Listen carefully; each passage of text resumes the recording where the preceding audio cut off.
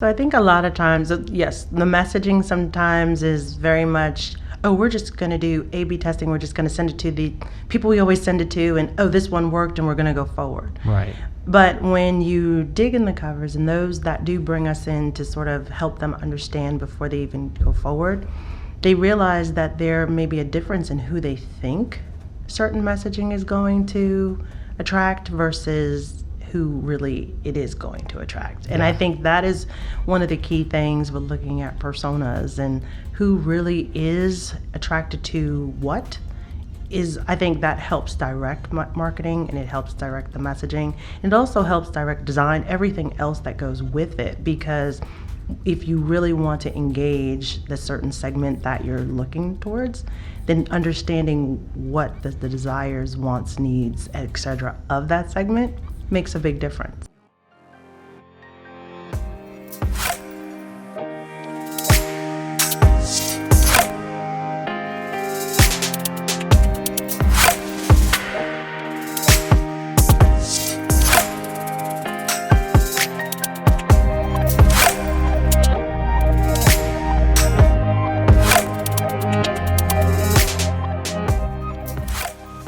On today's podcast, I talked with Fela Smith. She is with Satori Interactive, and we talked about the importance of research, both when you're launching a product and when you're determining the marketing messages for promoting that product. You want to make sure that you have the right message and it's hitting the right customer so that you're spending your marketing budget in the most efficient and effective way. Tune in and find out the marketing mistake most marketers make when they develop their marketing plans.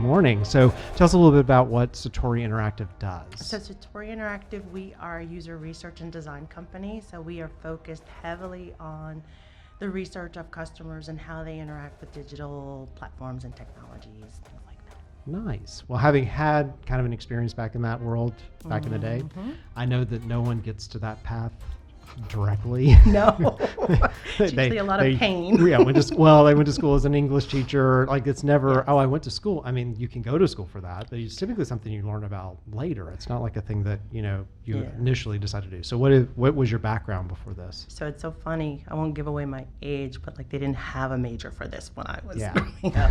So I graduated, I was a mathematics major. So I graduated with mathematics and computer science degree. Oh, okay. Nice. Me too. Yeah. I went to school for computer science and realized that meant I had to sit in front of a computer and program every day. So I don't think that's what I want to do. So So did you then program for a while, or did you? I did. Okay. So I was a consultant. So I took the consultant path. I was a programmer, worked on a lot of different technologies for sort of the, the finance. So financial services was really my background with programming. And then, I don't know, then the dot-com boom happened and people started using technology, and we realized that all these sites and things that were being built, like, how are people going to use them? Yeah. And so side note, I was sort of a project manager at the same time, and I was put on this big project to build this platform for trading. And I had the processes and everything down pat, but like, when you were going to use it, it wasn't going to work. Right. So then I started looking at, wait a minute, how do they do this? And that's really what sparked my interest in user experience and how people actually interact with technology, because the technology is good. We get really excited about that big shiny ball, but if nobody can use it, then it's kind of not really shiny. Not shiny, yeah. And I have a background in the research space, and a similar experience. I was running the development group and the product group, and we built a public record search engine. And my person who was responsible for marketing was the one who was like, hey, I want to take it through a usability test. And she brought us into that usability lab kicking and screaming. I was like, this is ridiculous. We were like a week from launch, of course, because that's how it works. That's how it always works. Let's see if this thing does anything, right? And so we put the first user in front of that system, and it was very early, so it was just when people were learning how to put a credit card into the internet and things like that. no one could do anything. They just failed miserably, one after the other. So we knew that we had to rework the whole flow, and that's when I fell in love with it, because it was such an interesting thing to see the person that you intended to. You built this thing for them. It's like building a house for them, and then they show up and they don't know how to open the front door, right? I know. And that's the thing. It's like when you're in technology, I mean, we like to make it all like, oh, it works. Right. But the it works, it's really, does it really work for who it's intended to? So that's the part that intrigued me. So after that, we successfully launched the platform. It was the first commercial trading platform launched by GE. Nice. So I used to work for them, and then, kind of got into, well, how about we look at everything else that we're doing? Right. So then I was that girl. Heck, well, if that was broken, then what else? What else potentially be broken? Exactly. And how do we know how to fix it or what to look like? So going through understanding kind of the approach to it, like how did you learn? Did you just make it up? No, so it's so interesting. So I would be on these projects. Now my sister, she was getting her master's in human factors engineering. So she's an industrial engineer. And so I would talk to her about what was going on, but this was her thing. She'd be like, wow, oh, this is how you do it. So she was the one who truthfully taught me the techniques and taught me, well, if you look at it this way, and eye tracking and all of those types of things, she sort of brought that into my world. And since my world, I was able to apply it, then that's what I did. She was still in school, so I was, it's free advice, I guess, at that time. But it was her who really sort of got me totally introduced and sort of immersed in it. And then, I just started picking it up, and I'm a fast learner, read about it, sort of took some classes in it, and there you go. Yeah, well, and you strike me as, early in my career, somebody said that I was a geek who could dress up and take places. Oh, yeah. Yeah, and so you can speak geek, so you kind of know, and I think you and I talked about this earlier in the week about, when the technology people are lying to you. But dangerous enough, but then advocating for the intended. I mean, there's no reason to have built it, to have done it, if your end customer can't get through it, doesn't understand how to use it. Exactly. Well, I think too, technology in the beginning was just used because everybody thought, I just need a website, this is a new cool thing. Right. But now having a digital presence is a business, and being able to make money from that business or being able to service your clients from that platform is really what it's turned into. And so not being able to service them or not being able to have them get to the cart to check out has become a lot more important. And I think a lot more focus now has been placed on, wait a minute, why are we losing traffic? And it does go back to, let's do some research and let's see what our customers are doing, or is this going to work when I put it out there? Because back in the day, I used to have to explain to everybody why it was important. Right. So at least they cut my job in half now. They know why it's important. Well, and it's the difference, that's an important point of novelty versus expected. Exactly. And so I was an early adopter of doing like online bill pay. I thought it was great, right? Like, it was like, oh, this is amazing. And I think it was Quicken at that point that we were using for it, was losing their shirt. Because I don't know how they were doing it, because it was costing them at least $1 or $2 to send the check out, because they were physically cutting a check and sending it out. But I was willing to go through and set up all the information and do all the things, because it was like the novelty. I could tell someone, oh yeah, I'm paying my bills online. Now, if something like that takes you more than 2 seconds to do, you're frustrated. Yeah. It's like, oh.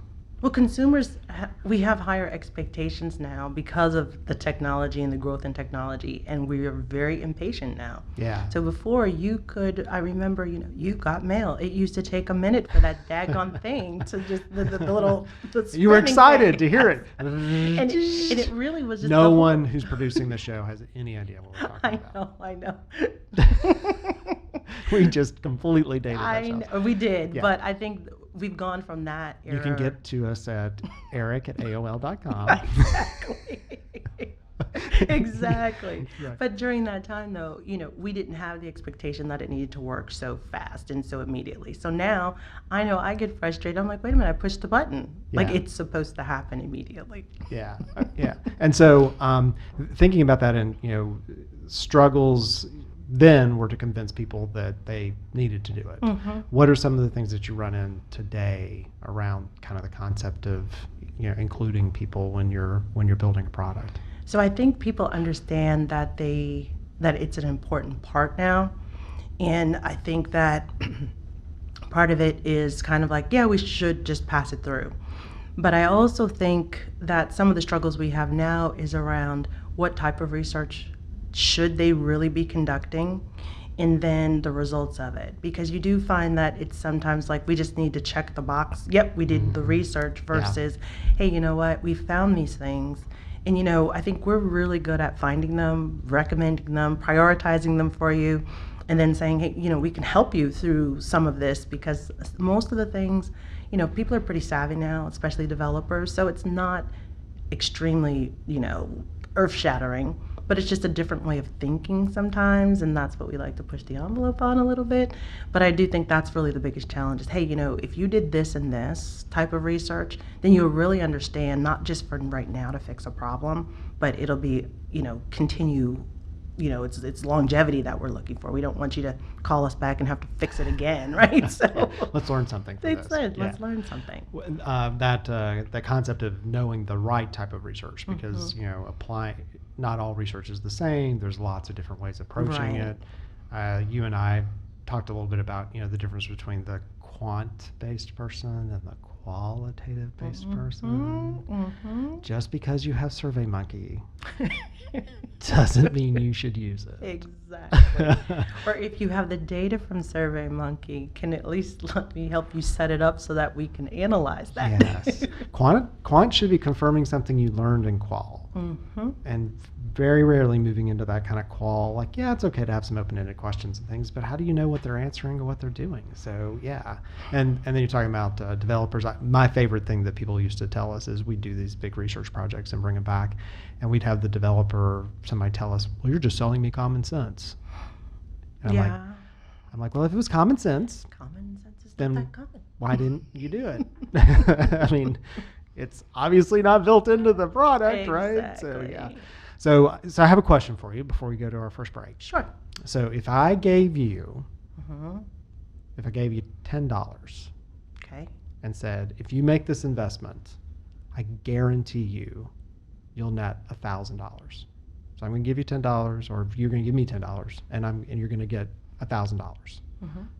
Would you be excited about that type of investment? I think so. Yeah. Yes, I would be. Now I know a little bit about you, and I know that you and I both are fans of the same show, American Greed. Oh, yes. So you probably may run through your head first. It's like, you saw my eyes.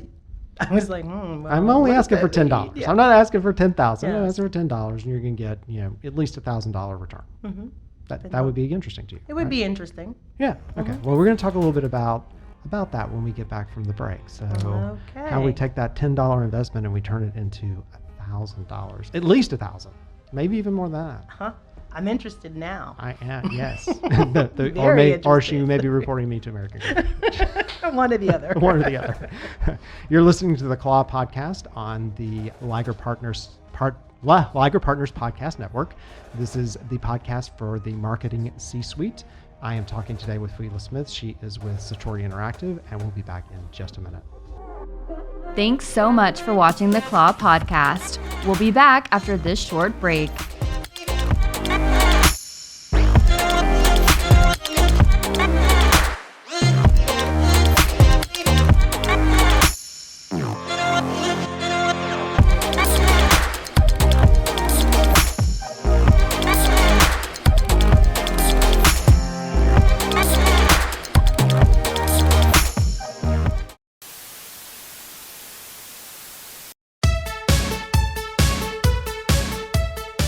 I used to be that guy. You know, the one who spends his days just eating his feelings, living in his parents' basement. It all changed when I received an invitation from the love of my life.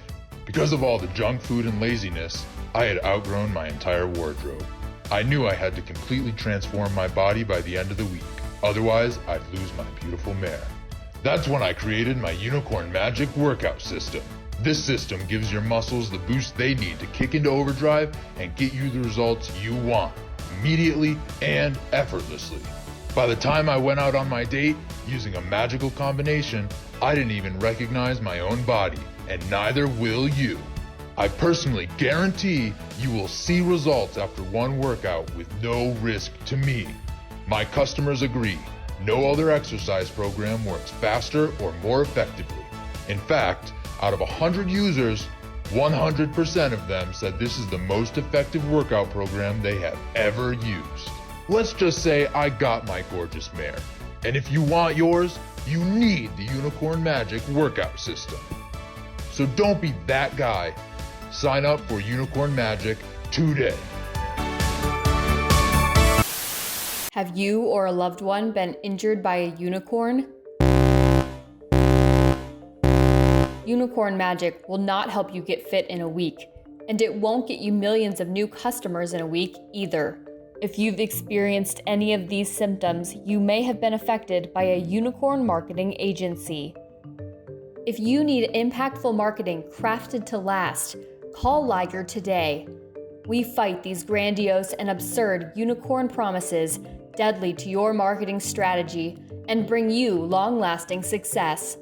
We guarantee you won't get overnight results. Reclaim your life and reclaim your marketing. Go online now at waronunicorns.com or give us a call at 404-832-5143. Again, the number is 404-832-5143.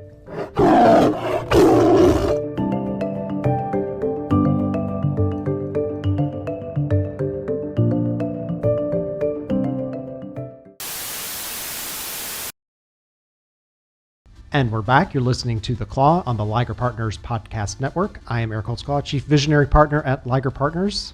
Try to say that several times. I'm talking today with Fela Smith. She is the founder, CEO, owner of Satori Interactive, All Things. Yep. The All Things person, yes. All I like things that. person, yep. Yeah. And we're talking today about the importance of, just the importance of what you do, the way that we kind of include. And so I gave you a question before we went to the break and said, if you gave me $10 and I guaranteed that you would get $1,000 back, and if you didn't think I was going to be on American Grade, you would likely give me that $10. Yeah, I'd be interested to see how that happens and what is required. Yes. So in your work, people give you $10 all the time. They do. And you give them back, I'd say, thousands of dollars. I tell them who cares about them. Yes. I tell them, hey, if you just change this, that works. If this word is different or this label, no one understands. So yes, I would say we do probably give them back thousands of dollars. Thousands of dollars. Yeah, back in the day when I was doing it, it was like $10 of user research saved $100 in development and like $1,000 in the release. Yes. So it was like a 10 times multiple. And so being in the marketing world, and you and I intersect in some ways, and what's interesting to me is it feels to me, I could be wrong, feels to me that, that developers and things have gotten better at understanding that they need to include users, that they need to talk to them. But we as marketers still have this like, hey, I've got this great idea. Yes, you do. Hey, there's this message. Like, I'm just going to put it out there. And then, that message didn't work, or I didn't whatever. And that may or may not be true. So as I'm thinking about marketing, like how do you see research in that space? So I think a lot of times, yes, the messaging sometimes is very much, oh, we're just going to do A/B testing. We're just going to send it to the people we always send it to, and oh, this one worked, and we're going to go forward. Right. But when you dig in the covers, and those that do bring us in to sort of help them understand before they even go forward, they realize that there may be a difference in who they think certain messaging is going to attract versus who really it is going to attract. And I think that is one of the key things with looking at personas and who really is attracted to what is, I think that helps direct marketing, and it helps direct the messaging. It also helps direct design, everything else that goes with it, because if you really want to engage the certain segment that you're looking towards, then understanding what the desires, wants, needs, etc. of that segment makes a big difference. Yeah. And in my opinion, the world is backwards. So people head down the path of building a product, sort of getting it to the gate. Then they call me, like, hey, we're releasing this thing tomorrow. We'd like some marketing. And I'm like, could you have called me 90 days ago? Like, it would have been, far better, right? Yep. And then I am trying to suggest to them, hey, could we do some research and find, and it feels like you're putting this gate in front of it. You're saying, oh, I need you to step back and to have thought about this, but we really have their best, their best case scenario in mind. We want to make sure it's going to work. We do, and I think that I am finding that a little bit of a change, more organizations that truly understand that if I put the pain up front, right, if we're going to call it pain because everybody wants it right now, but if I take 3 weeks, a month to do X research, that the rest of the project and the process, I'm informed and I'm making decisions correctly along the way. So when it's 2 weeks to launch, they don't go, oh, or they don't launch a product or anything and then have to go backwards and say, oh, it didn't work. Yeah. So I think doing it up front and really making that sort of the priority during your discovery phase. And the one thing that we try to do, people say, well, why do you need to be involved along the way? Well, because it helps. It helps, and what we've learned is that you can't interpret the research. No. You have to have someone who helps you understand or look at it in the way that it really should be applied. Exactly. Because you get very close to who these people are and what they care about, and Yep. and then as either the market or the product person, you're still maybe have that internal voice as to how you're going to think about it, or the big mistake of I want to show the world what our organization looks like on the inside, and it's like they don't care about that at all. Not at all. No, they're They there to only solve their care about problem. what they want. I mean, people were selfish, right? Yeah. We only care about what we want, and we're only going to you for what we think you're going to give us. And if you make me navigate, if you make me try to find it, if your marketing message doesn't make sense to me, Yeah, like I don't just wanna think I'm about it. out. Yeah, exactly. Yeah. So Yeah, so that that conflict that we run into where you have someone and you and I now sort of gut reaction can see something and be like, I'd really like to put this in front of some people. yes. They see that either additional expense, either in actual cost or time, is like this impediment to, and it really it's an insurance policy. Well, it's funny though because the cost of the research is usually less than the cost of anything else on the project, Absolutely. right? So I say, well, you can have us do this, and we do not just the research, but we'll mock it up for you in interactive wireframe so you can actually see what it's doing.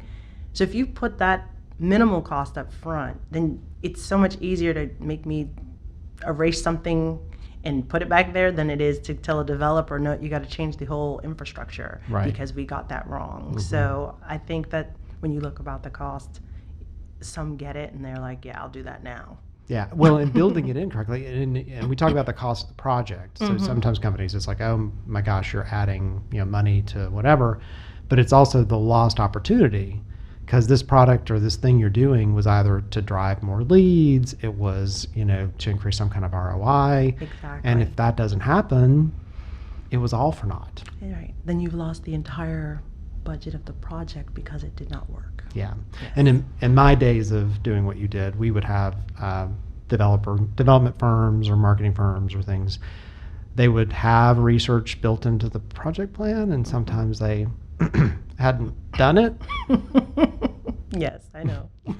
And then My they- world, that world still exists. That's always Yep. and then It they still would call exists. us on like in an emergency. Oh my gosh, the client Yeah. just called us on the fact that we were supposed to do some kind of research with it. We kind of did some informal stuff, blah blah blah. And informal is always biased. Like it's just biased.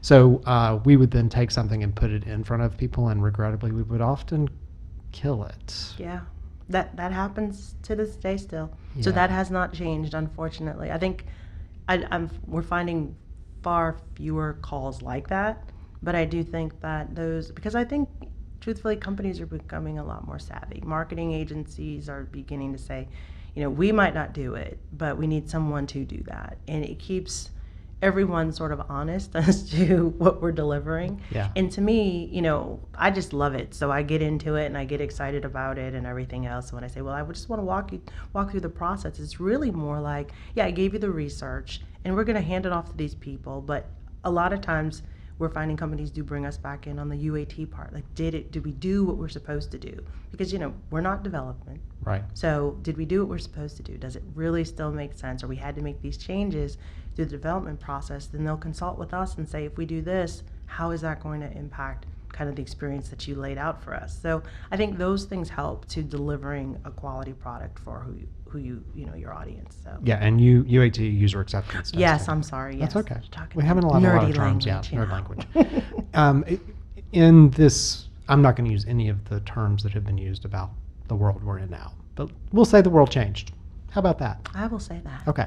And so in that world, because I know how powerful like ethnography is, you know, being Yes. able to get into somebody's, people lie. Like they lie to you all the time. Like they show up, they're dressed all nice, whatever. You get to their house, they're a hoarder, right? Like, I mean, oh, I'm a It's the same neat, thing. organized person. And then you're like, no.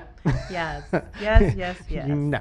So, you know, you have them show up in like a formal setting of some sort, or even, you know, the Zoom call or whatever, people are often putting their best face forward, or they've basically given up, right? And Yes. everything's You disheveled. put the and- background on. Yeah, right. Yeah. I don't want you to know where I am.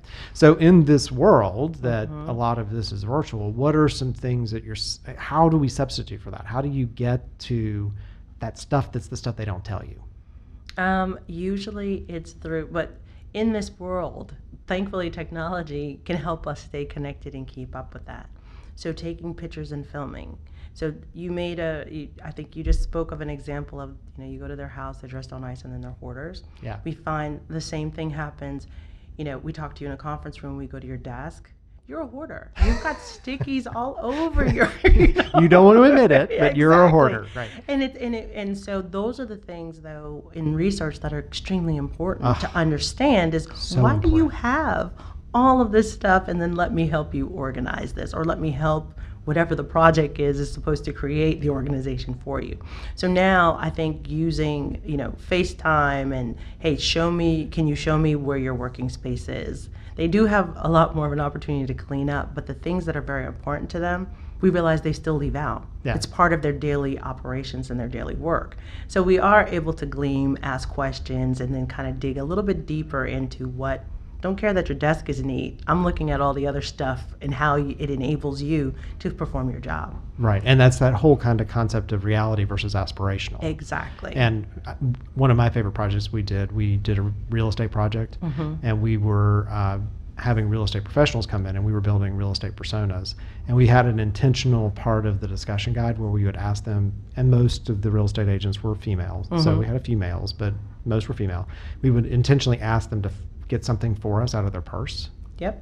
And we knew, because a real estate agent knows, they know how to dress, they know how to do they know how to look, but we could tell by like, did they have to dump their purse out on the table and it was full of all this stuff and it was huge, like hoarder, right? Versus the person who's like, oh yeah, I know exactly what, there's like, that tells you so much about the difference between how we present ourselves publicly, what's acceptable publicly, Exactly. and what really because you're trying to solve it for them. Like that's the mistake. People talk about the Steve Jobs. It's the Henry Ford. I think if I'd asked people what they wanted, they would have told me they wanted a faster horse, right? Yep, exactly. And it's not that they don't know how to tell you what they want, but they can react to you showing them something. Yep. And we use that to our advantage all the time. Yeah. And I think I think you mentioned about the questions. Sometimes I've had people say, "You're trying to get in my head." Well, I kind of am. Absolutely. If I had a couch, maybe that would help you feel Therapist. better about it. But I do think those become the important questions to get the answers to help solve the problem. Because in all honesty, research, we're just problem solvers. Yeah. We're nerdy. I always say we are just the nerdiest problem solvers out there. We'd like to understand what people are reacting to, what makes them happy, what makes them sad, what makes them frustrated. And so I think looking at all of those things helps. And Yeah. now that we do have cameras, going back to how do we do this in this new world, is that, I can see what's happening on your face when I ask you a question and I ask you to look at something and it's not, what you're expecting. So it does help. It's a little bit harder because being in person always helps, but you can still gain a lot of information and probably maybe even a little bit more now because they have the pressures of not just their work and their job and what they have to do, but then what's happening in the background and the dog is barking and the people are at the, and so. They've been on 3,000 Zoom calls. Exactly.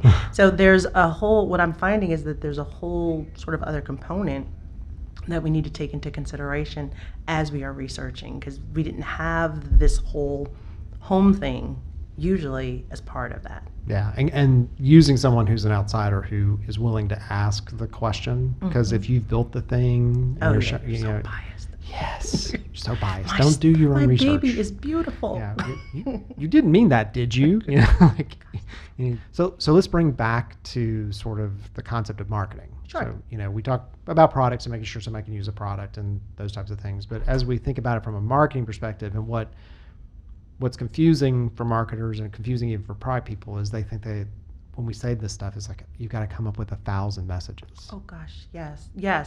That's what they think. That is what the thought is. Yes. And it's not. No, you just need the one message or word that resonates with. It could be one word. It could be one word. Most of the time, it is the one word. My word is easy. Exactly. Tell me it's going to be easy. You're just going to do it. Convenience. I'm a Exactly. convenience persona like every day of the week. Yep.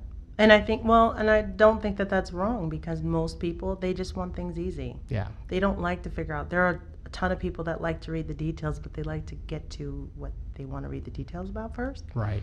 So make it easy. Yeah. So it can be as simple as that. And Yep. it's typically within any context, it's 3 to 7 sort of personas.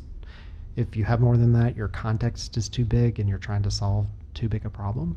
There's too many people. Yeah. And if you're trying to sell to the world in that way, then you might not be successful Right. anyway. So You're probably not going to be successful. Exactly. You probably don't have enough marketing dollars to spread it around, right? Exactly. And so thinking about, who am I going after? And it makes them focus on that, because you and I both know if you're in a room and you're like, who's this product for? And they're like, it's for everyone. You're like, it's not for everyone.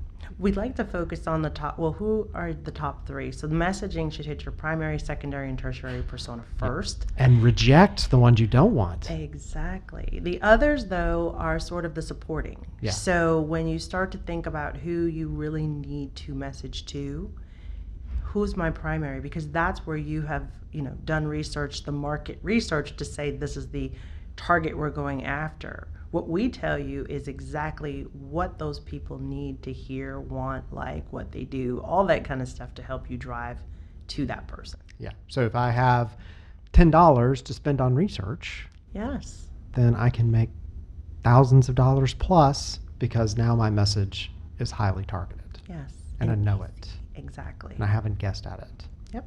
And we do, the average attention span of the human is 7 seconds and the goldfish is 8. Yep.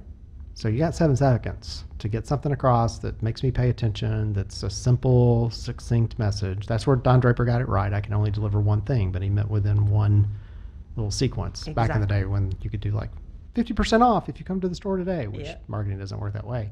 So understanding kind of what are those key messages along that path of 20 to 21 that you have to be in front of somebody that you're continually repeating against their reptilian brain, like this is something that you'd like to look at and pay attention to. And the more relational the product is, the more important this is. And the message, right? Yes. Because people now, especially now, we find that it's the empathy or the, hey, you connected with me. It may not even be something they want, but even myself, I find myself going, I could probably use that. I don't need that. But it is. I mean, so I think it's really important. But when I usually see stuff like that, I go, boy, they really know who their audience is. Yeah. And they know, and I might be a secondary audience, but they still got me. Right. So. Right. And you know it, like you know it because you know the brands that do it well before they even show their logo. Exactly. Or do, like the Publix commercials that make you cry at the holidays or whatever, right? That they've just done a great job of. They do a lot of research. Yeah. Hitting They have that. a good budget for Yep. that. Good budget for it. But some budget, like spend. Right. Yeah. Because if you are guessing, you're just throwing darts against the wall and then you don't know what worked and what didn't. I'll even say they just thought about it. Yeah. I'm happy to be in the thought about category. Well, it's been great talking to you this morning. It's been wonderful talking with you Yes. also. Always a pleasure. Yeah, I always love to get, this is like the geeky part of the thing. I just love it. Like, it's my favorite, Exactly. it's like, because it becomes such a foundation for everything else. It's is. such a foundational piece of it. And It's how we like to look at ourselves. We are the foundation, and then we can't build the house. Marketers, I'm not going to make a message, Right. but I can tell you kind of what they want, and then, you guys make the wonderful messages. Yeah, that it's sort of go like with trying it. to put the foundation in after you built the house, if Right. you don't do it this way. And that's expensive and tough, Yes. if possible. So, You've been listening today to The Claw, a production of Liger Podcast Network. I've been talking today with Wheeler Smith. She is with Satori Interactive. So any needs that you have around research, they also do some work in accessibility, those types of definitely. categories. Yep. Can reach out to her. All of her information will be on the show notes. And until next time, thank you for tuning in. Thank you so much for tuning in to the Claw Podcast. Don't forget to like and subscribe, rate and review this podcast. And if you or someone you know wants to make an appearance on this show, email us at yourbestie@ligerpartners.com.